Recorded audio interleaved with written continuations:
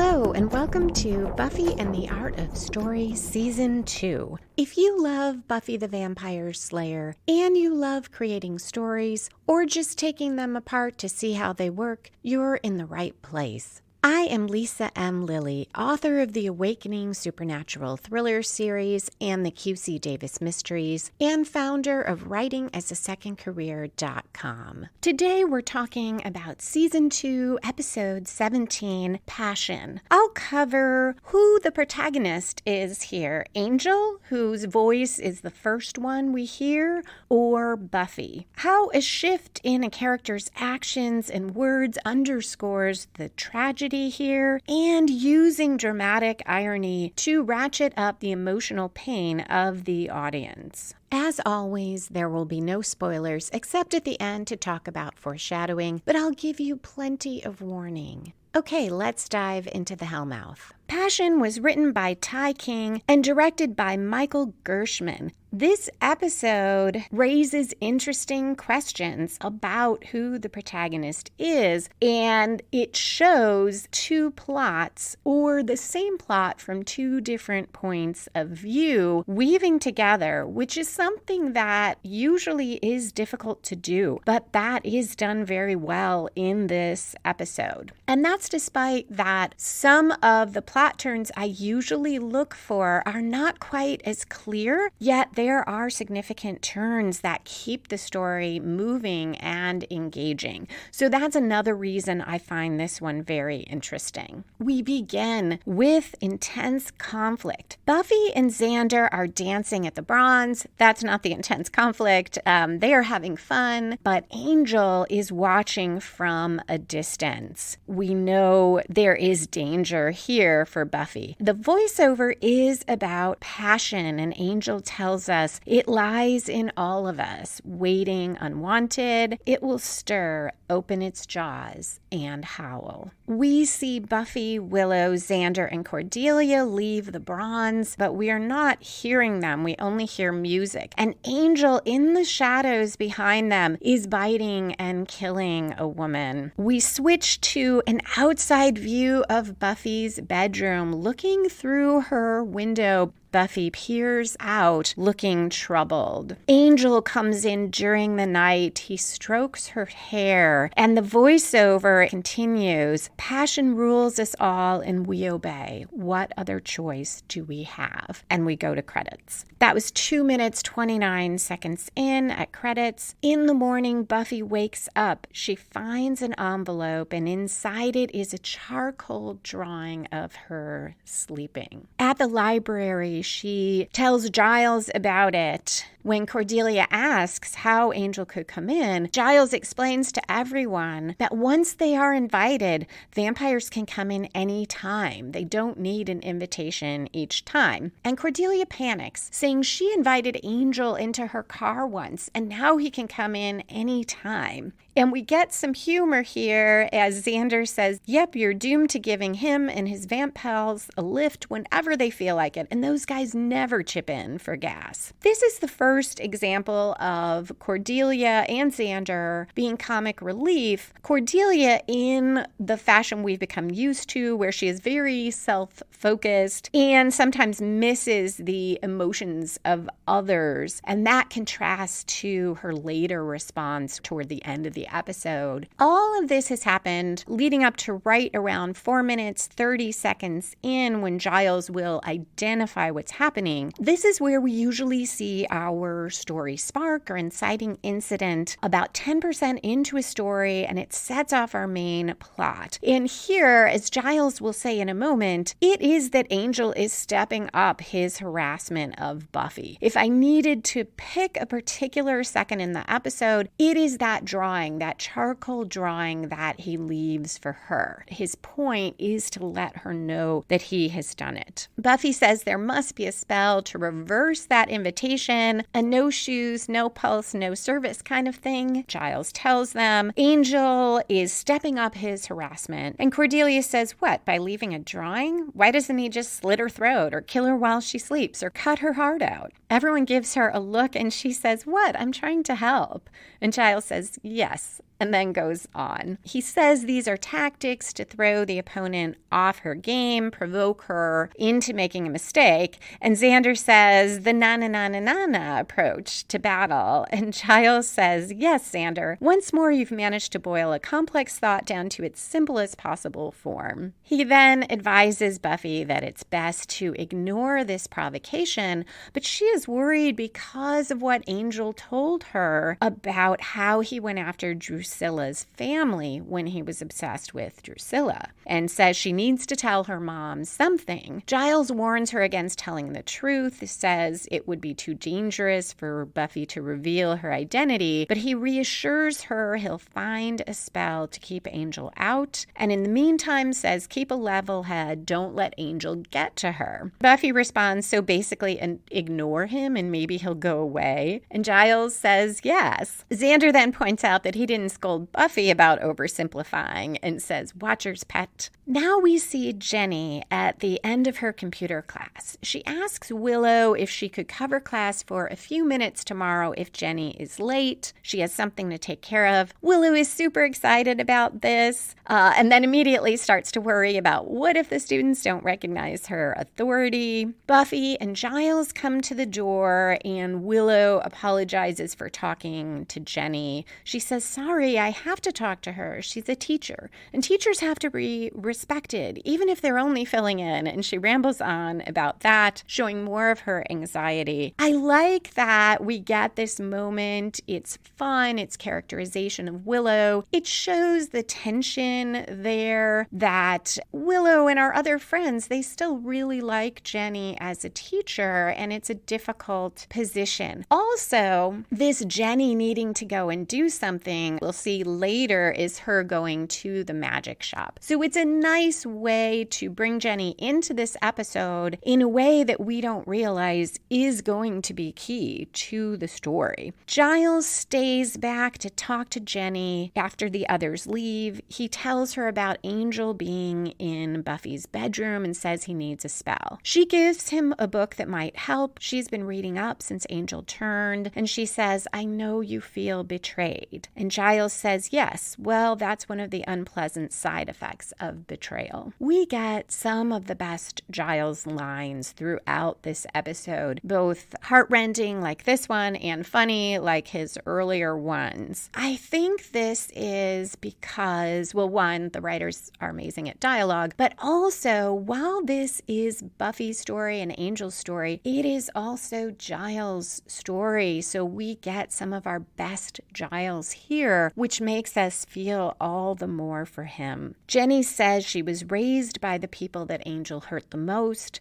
Her duty to them was the first thing she learned, and she didn't know what would happen. She didn't know she'd fall in love with Giles. Giles is surprised. We have his and Jenny's theme music playing, and she says, oh, that just came out. But she doesn't want to take it back, and she wants to make this all up to him. Giles says he understands, but he's not the one she needs to make it up to. At dinner, Joyce asks Buffy what's wrong, urges her to talk, says, you can tell me anything, I've read all the parenting books. And I love that we get this additional reference to Joyce. Before she talked about the parenting tapes, now we hear she's reading books. So Buffy says, do you remember Angel? And Joyce says, oh, that college boy that was tutoring you, which is a reference to the episode Angel in season 1. Another one where we had intertwining Buffy and Angel plots. And Buffy tries to explain it. She says they were dating and now they're not. Joyce says, don't tell me he's changed. He's not the same guy you fell for. And Buffy says yes, that he's sending her notes and she doesn't want to see him. If he shows up, she'll talk to him, but don't invite him in. So she is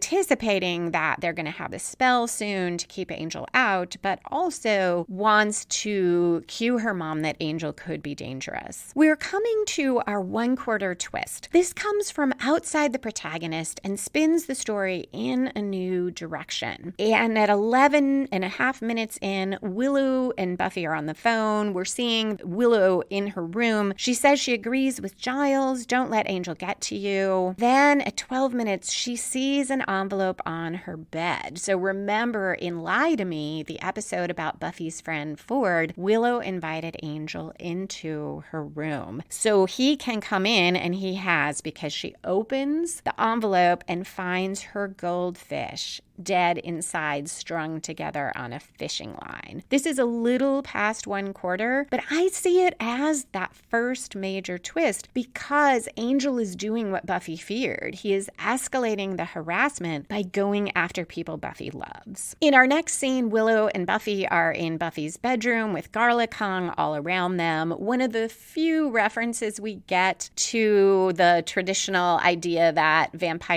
garlic repels vampires. And Buffy says it's so strange. When things like this happen, her first thought is to run to Angel. I think this is part of why the show works so well, because most of us have felt this way at some time. You have someone you love who is in your life, who you turn to, and something happens, a breakup, and it's terrible, and yet your first thought is to go to that person for comfort, for help, and you realize all over again that you can't, and that the person is gone. She also apologizes about the goldfish, and Willow says she's okay with it, but she says, though for the first time, I'm glad my parents didn't let me have a puppy. And that's a callback to last week when we heard Giles start to tell Buffy what Angel did to a puppy. Willow points out that one thing hasn't changed, that Buffy is still the only thing Angel thinks about. Continuing our puppy theme, which is sort of interesting, Drusilla brings Spike a puppy, and she's trying to get him to eat it. And she even does almost like that little airplane thing that parents do with toddlers. And Spike, not surprisingly, doesn't love this. He says he won't have her feeding him like a child. And Angel says, why not? She already bathes him and dresses him and carries him around because he's still in that wheelchair. Angel implies he's having sex with Drew in Spike's place. And Drusilla loves being fought over. But suddenly she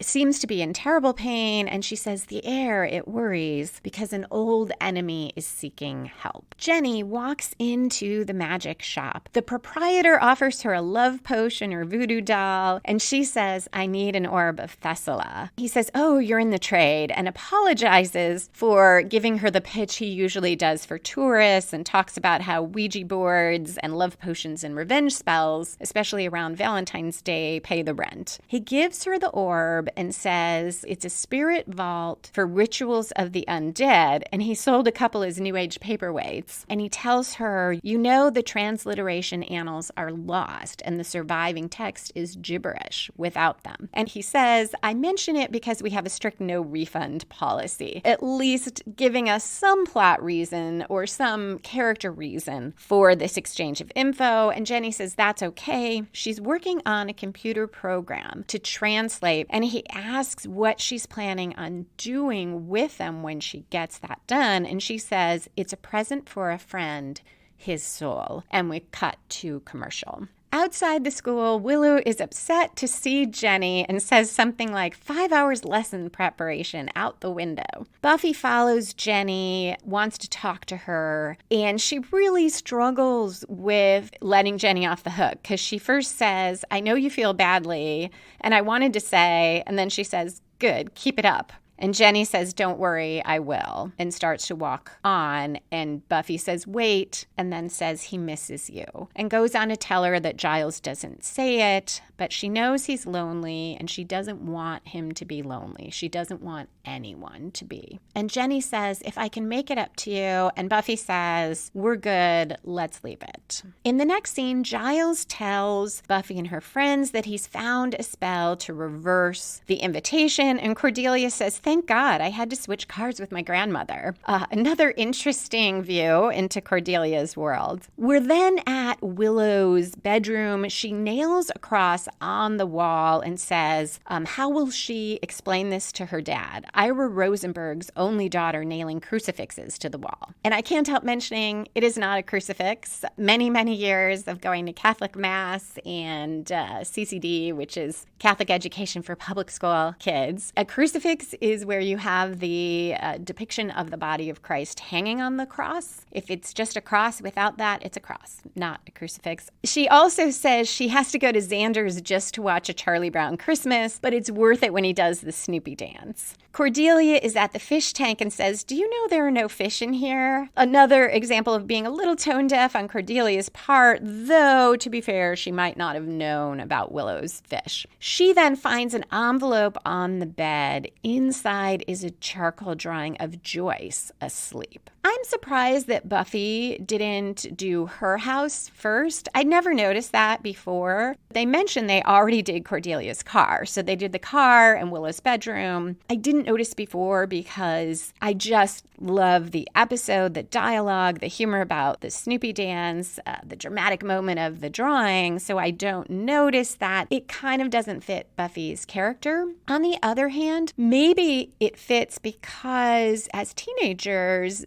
their world is mainly about school and friends and their day-to-day lives and with less thought about parents. In fact, the reference to Peanuts is interesting, the Charlie Brown Christmas, because in Peanuts, the adults are all just those wah, wah, wah voices. And that is largely true in Buffy's world, other than Giles, because he's her watcher, and occasionally Joyce. It doesn't quite fit for Buffy, though, because we know she is very concerned about her mom. We switch to Buffy's house, and the answer of why she doesn't do it sooner is we want this dramatic scene, and we wanted to deal with the fact that she finds this envelope that Angel is anticipating where she will go and left the envelope for her at Willow's, which makes it more his psychological warfare very effective. We are coming to the midpoint of the episode, and Angel is waiting outside right at the front door. Joyce pulls up from the grocery store, gets out, and in a way, I see this to the extent Angel is the protagonist as a midpoint commitment for him. Usually at the midpoint, we have the protagonist throwing caution to the wind, committing to the quest, or suffering a major reversal. And here, in a way, this is Angel's commitment, because normally,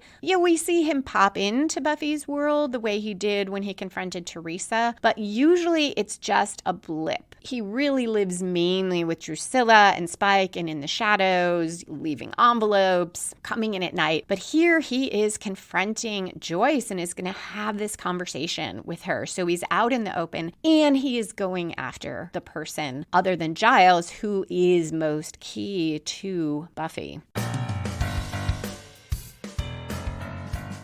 If you missed season 1 of the podcast, or you would like to revisit it, or know someone who might like to read it rather than listen, Buffy and the Art of Story Season 1, Writing Better Fiction by Watching Buffy, is now available in both paperback and on Kindle. If you are a Kindle Unlimited subscriber, you can borrow it free, or you are welcome to buy it outright. Also, if you are looking for help with the plot of your story, check out Writing as a Second Career, Help with Your Story. I do offer very limited slots for critiquing outlines or outlines and pages, depending where you are at. I can't do this very often because during the year I teach and it doesn't leave me a lot of free time, but I just finished up a semester. So shoot me an email if you are interested. Lisa@lisalily.com.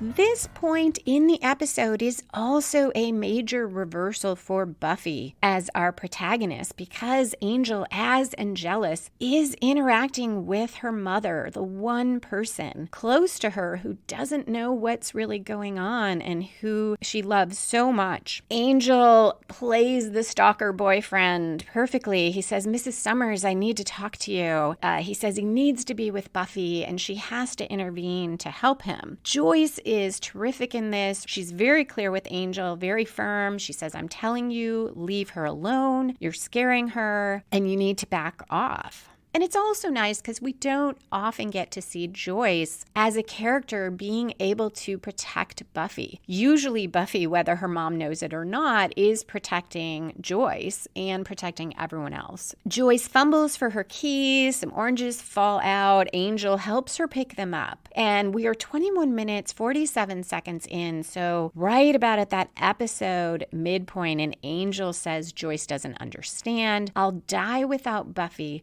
She'll die without me. And Joyce says, are you threatening her? And she says, I'm calling the police. And Angel goes on, I haven't been able to sleep since the night we made love. So more significant reversal for Buffy that now her mother will know this. It leads to Buffy's commitment in this episode at 22 and a half minutes in. The door opens and Buffy and Willow are chanting in Latin. And then Buffy says to Angel, sorry, Angel, I changed the locks, and slams the door. So this isn't quite the throwing of caution to the wind that we sometimes see for a protagonist, but it is in an emotional and subtle sense because this is the most directly that Buffy has shown Joyce this part of her world. They are doing a spell in front of Joyce. We switch to Giles in Jenny's classroom. She says she's working late tonight on a special project, and she tells him she spoke to Buffy, and Buffy said he missed her. And Giles says something like, well, she's a meddlesome girl. And Jenny tells him she might have some news she needs to finish up. Could she see him later? He says she can stop by his home. We get the Jenny and Giles theme music, and he looks so happy and leaves. We switch to Drusilla at the magic shop. She is holding the puppy, which she has named Sunshine. And she says Miss Sunshine wants to know what you and the mean teacher talked about. Drusilla learning about Jenny's spell is another reversal for Buffy and for everyone. So we see, while there isn't just one clear reversal or commitment here, we see this series of reversals. Jenny is now in her classroom. It's dark. There is apparently no budget for after-hours lights at Sunnydale High. And this is another major reversal that will drive the rest of the story because Jenny is very happy. She clicks some keys and says to herself, that's it. It's going to work. And she saves to one of these small plastic discs. I forget what they were called, but they were a big advancement at the time because before that we had these floppy disks that were bigger. They held less data and they were harder to manage. And it was a move to these smaller square plastic discs. I want to say compact discs, but I'm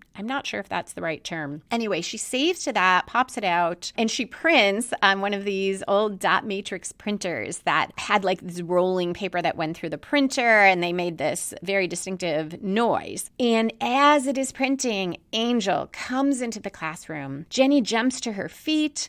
She says something about how did he get in, and he says the Latin inscription over the door, which I cannot pronounce. I think Jenny translates, it's enter all ye who seek knowledge. And Angel says, what can I say? I'm a knowledge seeker. Although my guess is it's a public place. He could come in. Jenny says, I can help you. And he says, yeah, I know. You're going to restore my soul. He picks up the orb of Thessala and says, you know what he hates about these things? And he flings it against the wall and it breaks. He says, they're so fragile. He also throws the computer to the ground and it catches fire and burns. Yeah, even back then, computers were not so badly designed that they would catch fire if they broke, at least as far as I know. But we'll go with it. And he burns the pages over the flames, even as Jenny is trying to say, you know, I can cure you. And he says, no thanks, been there, done that. Deja vu just isn't what it used to be. I feel like television shows have more leeway for things like computers bursting into flames than novels do, partly because in a novel,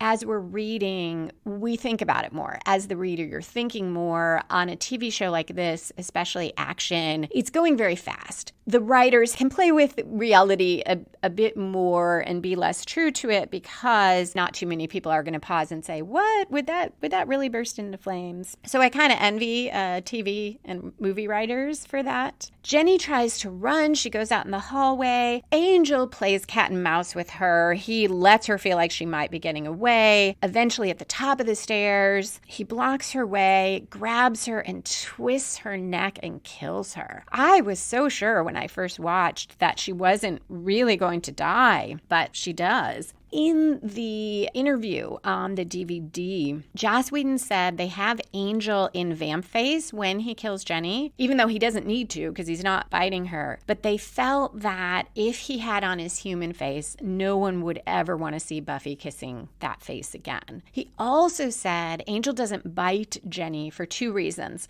One, they didn't want anyone thinking she might come back as a vampire, but it was also an insult to break her neck. Like he wasn't even bothering to feed on her. I saw it as he's doing it purely for sport. From here on, we have this emotional escalation, much like we saw in Nightmares, the one with all the people at the school, their nightmares come true. And we had that scene with Buffy and her dad where every sentence was just that much more awful than the last one. And you didn't think it could get any worse. Or in Innocence with the Buffy and Angel scene in his bedroom when she doesn't know he's turned yet. And he's so awful to her. And you keep thinking the writers can't make this any more terrible for her, and they do. So here we don't see it in one scene. We see it throughout the episode that it keeps ratcheting up the tragedy and the awfulness and the pain of this. Next, we see Giles knocking on Buffy's door, and Willow lets him in. And we realize that Giles doesn't know yet. He has come by to see how the spell went. The next couple scenes are wonderful in themselves.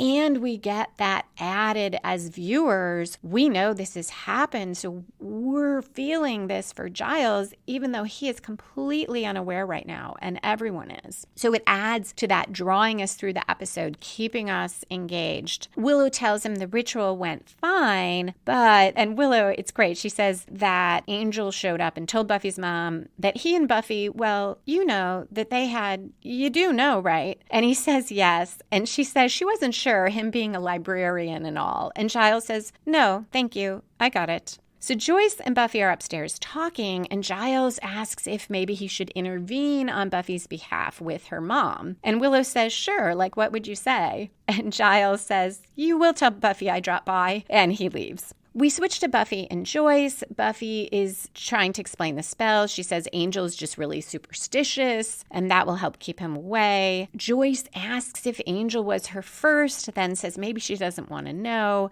But Buffy says yes, the first, the only. Joyce is angry at Buffy. She's saying Angel's older, too old, obviously not very stable, and she thought Buffy would use better judgment. Buffy tries to explain, and Joyce doesn't let her. She says, you know, you had sex with a boy you didn't even tell me you were dating. And Buffy says she can't tell her everything, and Joyce says, how about anything? She's so angry, and in some ways this seems a little bit unfair because we'll learn that Joyce and Buffy apparently have not talked about sex before, and Buffy's 17, so it seems like in a way Joyce is blaming Buffy for her own failure to open these conversations, but she goes on to say, you can shut me out, I'm pretty much used to it, but don't ever expect me to stop caring about you. I never will. And she tells Buffy she loves her more than anything in the world. And she's like, now's your cue to roll your eyes. And Buffy says, no, she's not grossed out. She's not going to roll her eyes. And they have this really nice moment where Joyce says, I guess that was the talk. And Buffy says, so how'd it go? Joyce says, I don't know. It was my first. I do love this moment between them. And I think the show does a great job of showing this complication of being a parent. We've seen that Joyce is trying, and yet here's an example of initially it seems like she's not doing a great job, and yet she gets the important part out, how much she loves Buffy, and we see that's where this anger comes from. A nice use of conflict bringing out character and bringing out their relationship. This idea of this being the first talk, this is another example that I think in a novel would be more challenging, because in a novel, we are getting the character's interior thoughts. And you would have to,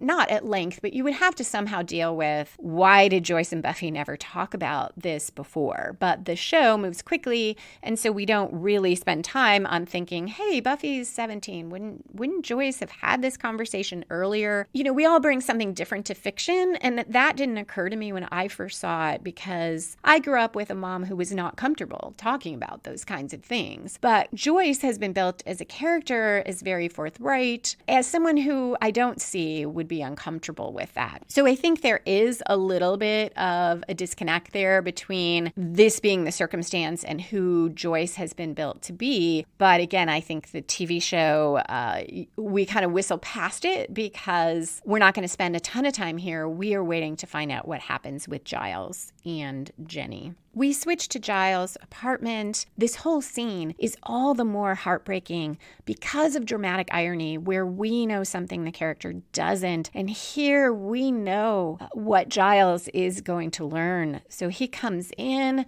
There's beautiful sweeping music playing, classical music. He finds a bottle of champagne on ice and a single red rose with a note that says upstairs. He smiles, takes off his glasses, smooths his hair. These gestures show us so much about Giles' anticipation, his happiness. On the stairs, there are lit candles and rose petals leading him up, and this is just killing us because we know what's coming. He sees Jenny in bed and at first thinks she's waiting for him. And then at 33 and a half minutes in, he realizes her neck is bent wrong and he drops the champagne bottle and glasses.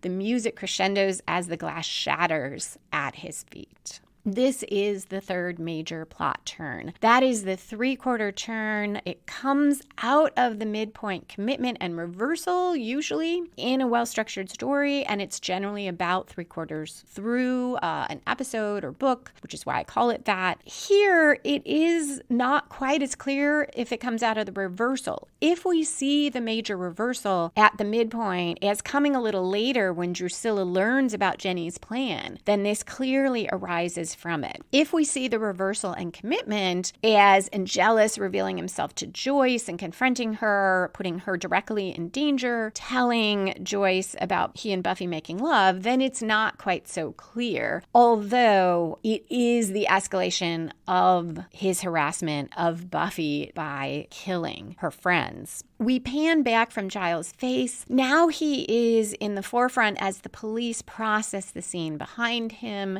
and a detective says he needs Giles to answer some questions. In Angel's viewpoint, again, from outside the Summers house on the first floor, we look through the window into like the dining, living room area. Willow and Buffy are together. They look relatively happy. We get this voiceover again. Passion is the source of our finest moments. The joy of love, the clarity of hatred, and the ecstasy of grief. The phone rings inside, and from outside through that window, we watch Buffy answer. We see her face as she listens, and she hands the phone to Willow, and Buffy slides down to the floor. Her back's against the wall, and she slides down and sits on the floor. We now hear Willow the way you might. Through that window, we hear just that she says no, and she sobs. Her whole body shows her grief, and Joyce comes in and goes to Willow. It's set up so that maybe she doesn't quite register Buffy there on the floor, and she's holding Willow and trying to comfort her. With any other writer, I feel like this would be the climax of the episode, the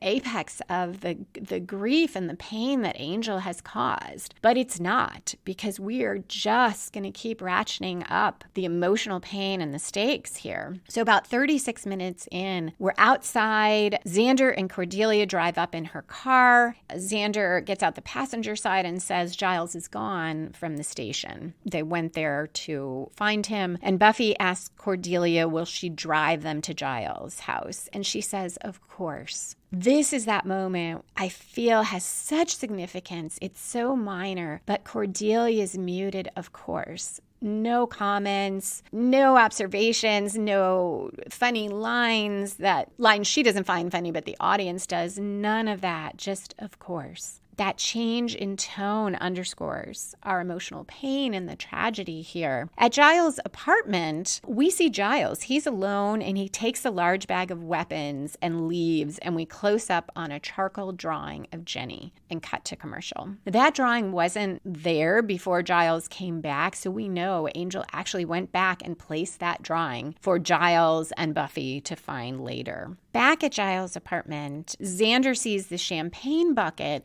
and he thinks Giles had a big night planned, but Buffy says Giles didn't set this up. Angel did, and she shows him the drawing. Buffy says Giles has gone to kill Angel. Xander now, this totally fits his character, but it doesn't make me like him. He says it's about time somebody tried to kill Angel. He gets a little pushback and he says he hated Angel before everyone else jumped on the bandwagon, and he thinks he deserves kudos for not saying I told you so sooner. And that's the part, Xander, I understand his point, but he's kind of awful here. But Buffy says, I agree.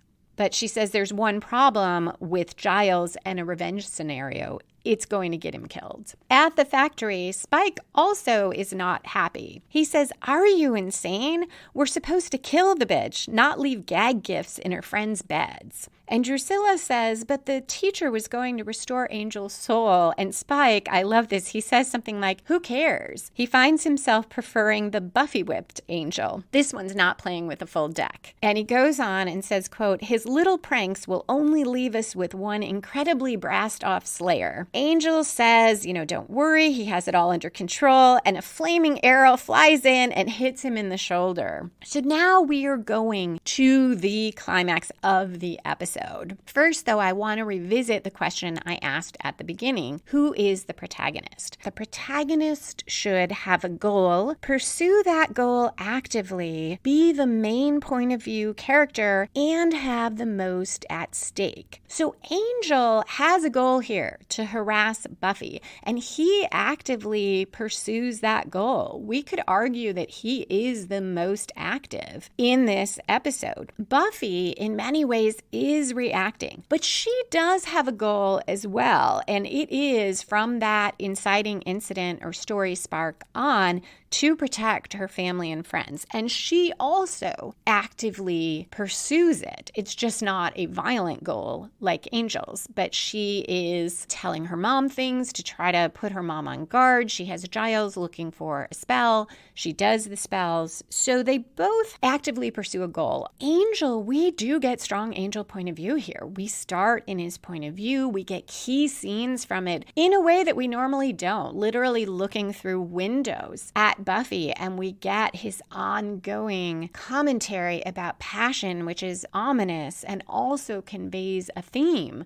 for the episode, and as I'll talk about in spoilers, for the rest of the season and some of next season. But we also see Buffy's point of view as much, if not more, what she's going through, how she is trying to stop him, her experiences with Joyce, and we will end in her point of view, directly when she's at Jenny's grave, and then in a way through Willow. We are definitely seeing that, not literally through Buffy's eyes, but we are in sympathy with Buffy and Willow and the others at that point. So point of view could go either way, though it is very strong for Angel. Finally, the protagonist should have the most at stake. And that's where I think Buffy is the protagonist here, because she has at stake her friends, Willow, she has her mom at stake, and we'll see Giles in a moment. And that is just the highest stakes for Buffy. Her life is always on the line, but this is direct threats to the people she cares about the most. While Angel doesn't really have anything at stake, if this strategy doesn't devastate her, he will try another. So he doesn't have the high stakes here. So ultimately, I think that Buffy is the protagonist, but it is really interesting because from his point of view and her point of view, we really have have, in a way, these two intertwining plots that are very strong. And it reminds me of the episode Angel, where I saw the Master's plot as the antagonist, that it was essentially really his plot. And then Buffy and Angel each had their own subplots about their relationship and what else was happening. Here, I think we see the main plot, but we see it from these two perspectives that come together really well.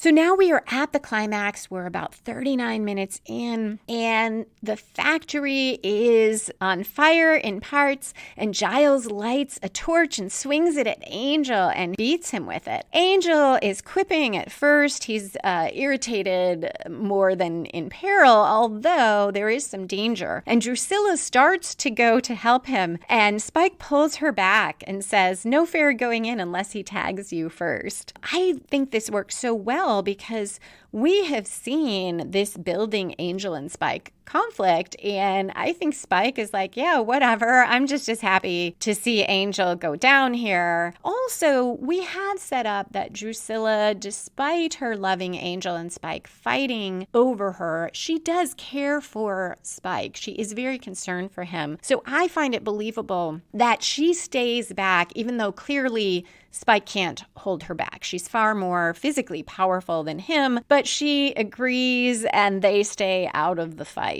The fight escalates. Giles actually knocks Angel down, but then he stands, grabs Giles by the neck, and lifts him up and says, "All right, you've had your fun, but you know what it's time for now?" And Buffy says, "My fun," and comes from behind him and starts kicking him. I like this so much because we almost think Giles might be getting the better of Angel, and we realize Angel's just playing with him. And I like that because, yeah, Giles is a good fighter.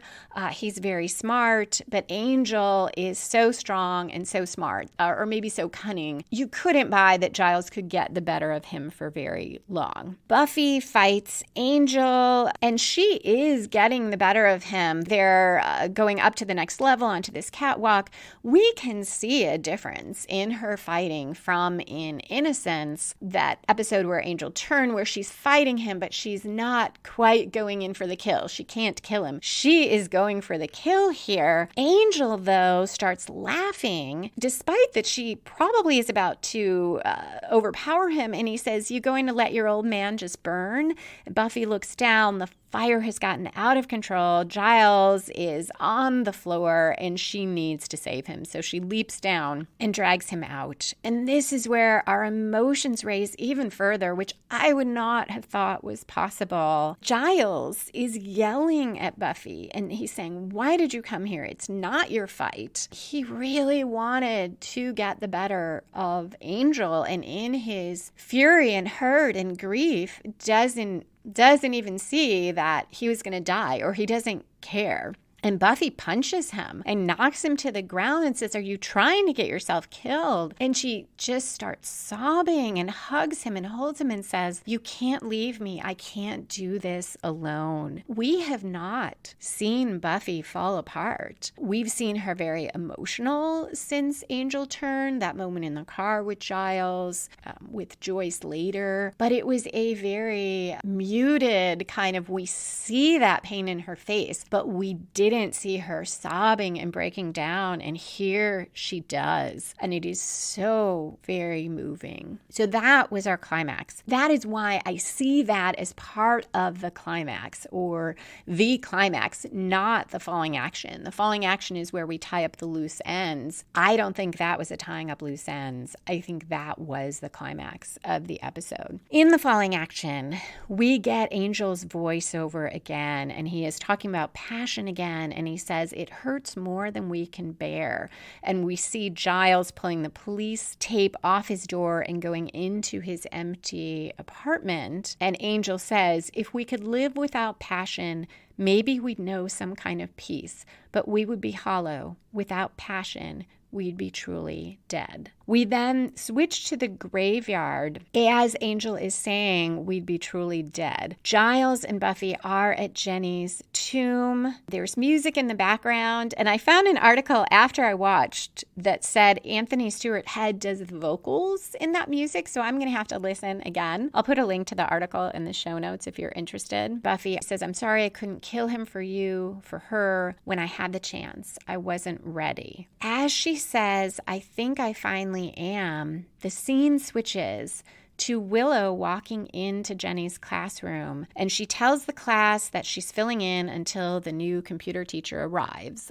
Something that could only happen in Sunnydale, where we have a student taking over. But we continue with Buffy's voiceover then, and she says she can't hold on to the past. Angel's gone and nothing's ever going to bring him back. And this voiceover is as Willow puts her books down on the desk, and she knocks something to the floor, and we see it's that plastic disc with the spell on it, and it falls into the space between the desk and a cabinet. So more emotional pain at the very end, because the key to restoring Angel's soul still exists, but none of them know it. And the episode's finished, so it is a great hook as well for the rest of the season. A couple other things from that DVD interview with Joss Whedon. He said this episode is Angel's first real offensive against Buffy, and that they specifically put the death of Jenny at a pivotal moment in the story arc for the season, because Angel needed to kill someone to tell the audience that not everyone is safe, that someone